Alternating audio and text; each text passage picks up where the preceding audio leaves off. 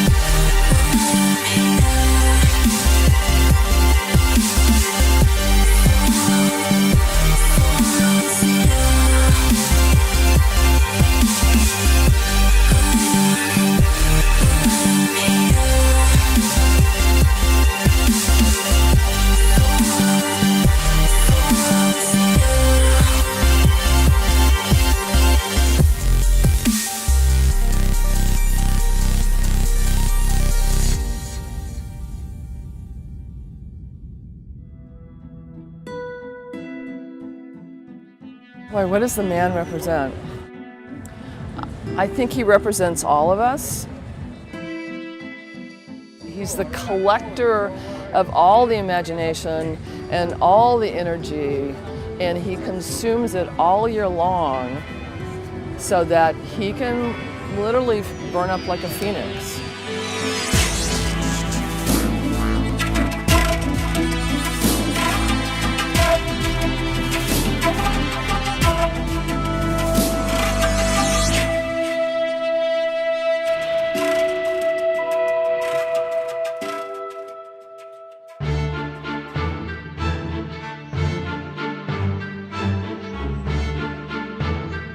It's been amazing to experience how this is really like a gigantic public art theme park.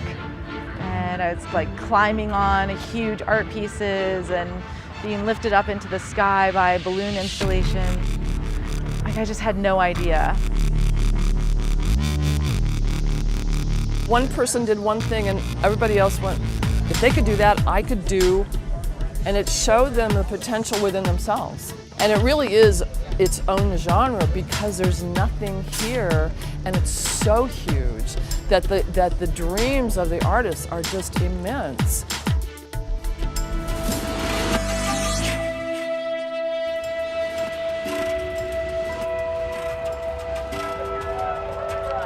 I am Dream Rockwell, the founder of Lucent Dossier. The original vision for Lucent Dossier was conceived on the playa at Burning Man about 8 years ago. I wanted to create something that would travel around the world and bring this kind of freedom.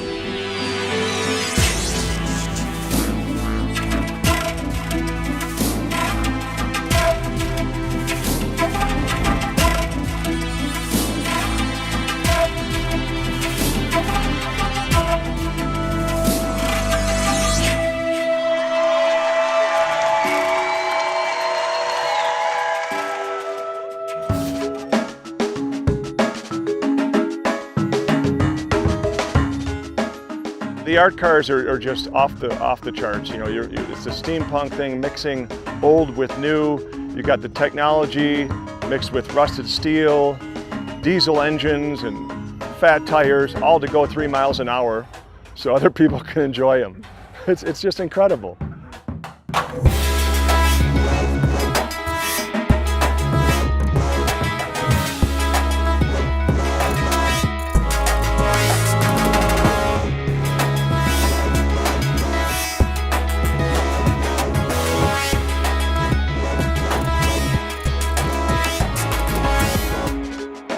Kirk, an aeronautic engineer.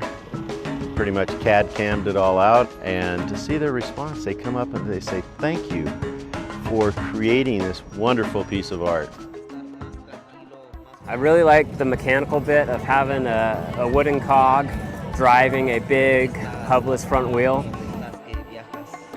You know, being able to do something you love and live a happy life, that's the definition of success right there.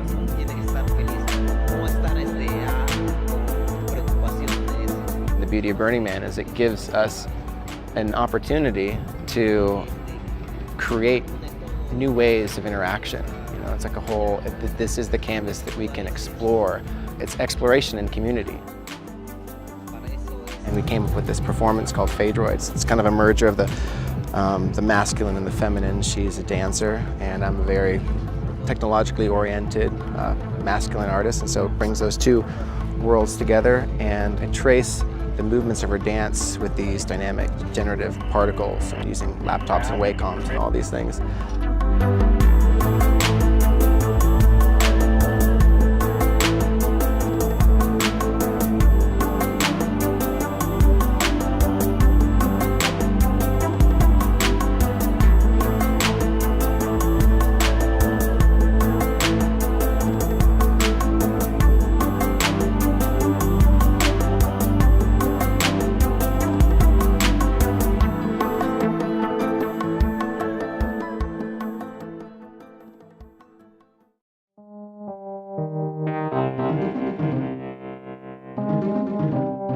The first thing we looked at was how to make this actually work as a structure.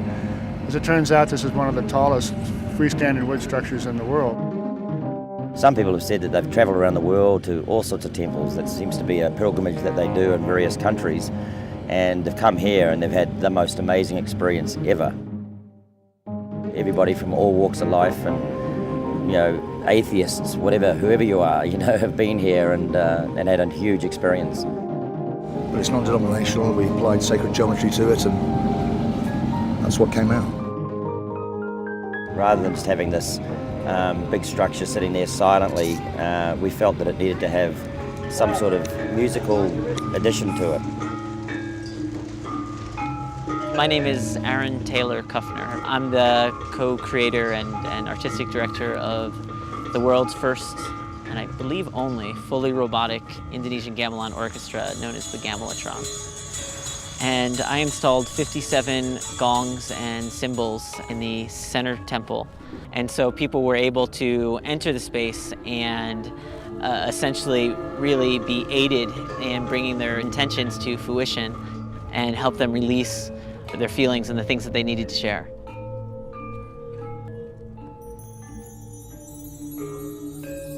There became at one point no separation between the sorrow that these people feel, between their love and their joy, between the gifts and the seeds that have been passed by ancestors and ancestors, which allowed me to transport gongs 10,000 miles around the world and work with computer engineers to design something that could play for 7 days straight to create a kind of vortex of resonant energy.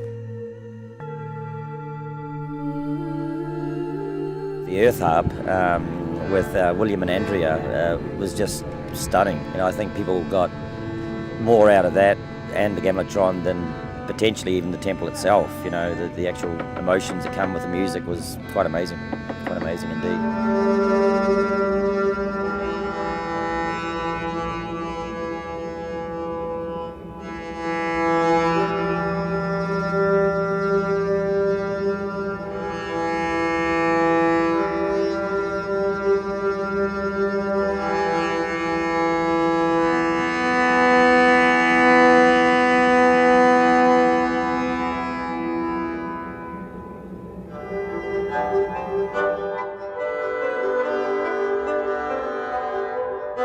The vibration of strings were actually going into the structure of the temple.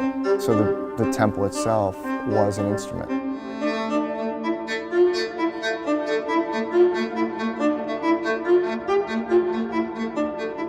I wanted to share one of my ultimate dreams and one of William's ultimate dreams, and for us to say, let's do it, let's walk this path and let's get there and let's realize this dream.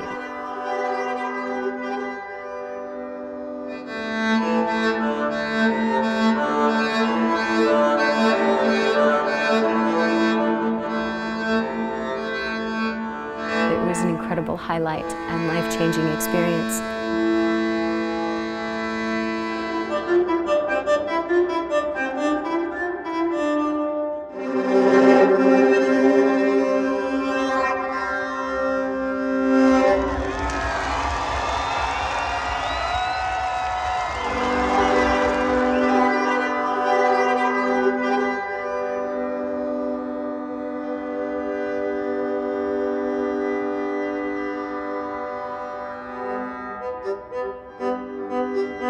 People think, oh my God, how can you build something and then destroy it?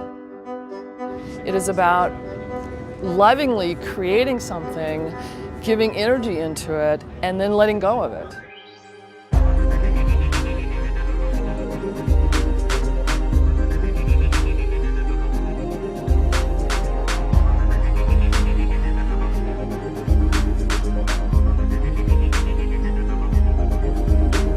It was such a beautiful project, and it was really such a dream come true. That opens me up to, wow, how many dreams out there can we make happen?